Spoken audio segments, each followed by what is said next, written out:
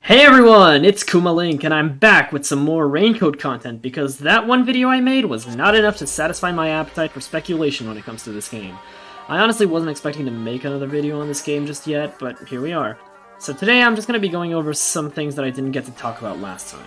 This video will be much shorter than the last one because there really isn't much else to talk about, but while I was looking for pictures of the game I could use as a thumbnail for the last video, I noticed something odd about the game's box art. A while back in February, I believe, we got a reveal of what the box art for Raincoat is going to look like, and it's pretty cool. We got Yuma and Shinigami in the middle, surrounded by all the other main characters. But there's a few things about this box art that caught my eye, and no one else seems to be talking about it. There's a couple interesting things about this box art, particularly a few characters that we've never seen before. Starting at the very bottom here, there seems to be some kind of long-haired, creepy masked figure staring right at my soul. Because this person is at the bottom with the rest of the Amaterasu Corporation, we can probably assume they're going to be a villain of some kind. I'm not entirely sure if they're human or not, given that this mask only has one huge Cyclops eyeball with a big glowing purple eye. This is a really cool design though, with the Jack Skellington-style mouth and the lipstick. Now, behind this mystery individual are other members of the Amaterasu Corporation, specifically Yomi and Swank over here, but there's one guy in the back here we hadn't seen yet. This chubby dude in the back with the glasses is one we haven't seen in any trailers yet. I can't quite make out what his design looks like because of how far back he is, but he kinda reminds me of one of the members of the steering committee from Danganronpa. I can't say for sure if he's gonna be an important character or not, but the fact that they're putting him on the box art and not, say, Martina, definitely says something. Although, granted, this is the same company that put Hifumi, of all people, front and center on the Danganronpa Decadence Collection box art, so who's to say they're not just trolling us here? Moving further up, we see this. Whose finger is this and why do they have the One Ring on? This is probably number one's hand, since he's the only member of the main cast to not be here. Conveniently enough, the hand on this art is the left hand, meaning we can't confirm from the splash art whether number one actually wears a ring or not. Although if this is number one, that weird glow on his finger might have something to do with his unknown forensic forte. Here we can also get a better look at Pucci's hairpin and... wait. Usami? Is that you? Look at it! When I made the first video, I thought it was just a generic funny hairpin, but it really does look like her. They're really teasing us with all these deliberate Danganronpa references. On a side note, I really like this art of all the characters. It really shows off their personalities with the different facial expressions and posing. Now we get to the entire reason I made this video. At the very top of the artwork we see two, possibly three, we'll get to that, brand new characters we hadn't seen before. Let's start with this guy on the left. That's definitely a villain if I ever saw one. He looks absolutely insane with that glowing red eye.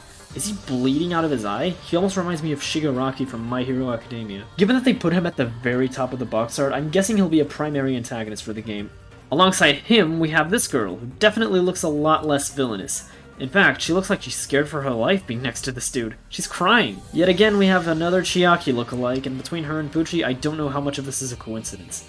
She's got a flower-shaped hairpin similar to that of Fumiko's, some light blue crying eyes, and a very Chiaki-looking hairstyle. If I had to guess, I'd say she's being held captive by either the Amaterasu Corporation or even some kind of third party we don't know about. Why does her neck look like that?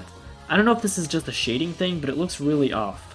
It probably is just weird shading, though. Now, I did say 3 characters earlier, so let's now talk about Mother Brain over here.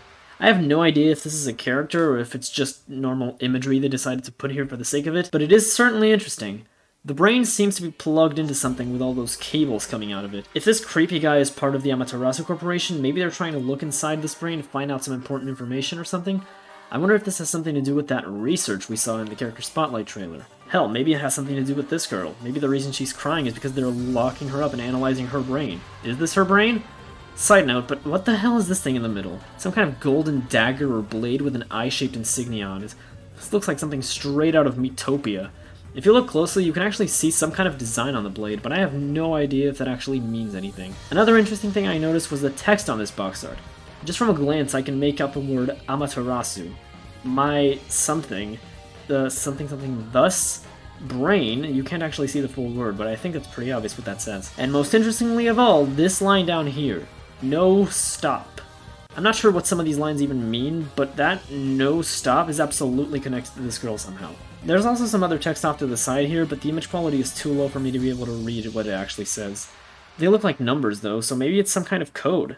The whole box art is actually split between what looks like 2 different settings. The top half shows us the familiar scenery of dark and rainy Kanai Ward that we've seen in all the trailers, but the bottom half shows a much brighter and sunnier city than anything we've seen so far. Maybe this is what Kanai Ward looked like before Amaterasu took over? Or does it have something to do with the Mystery Labyrinth? Here at the bottom, along with the actual characters, we can also see some faceless Amaterasu soldiers.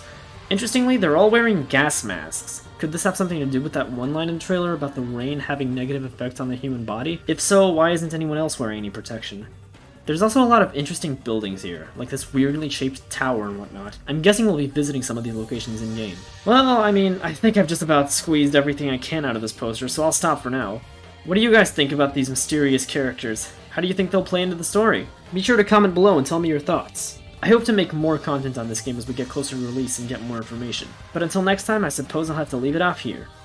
Bye bye!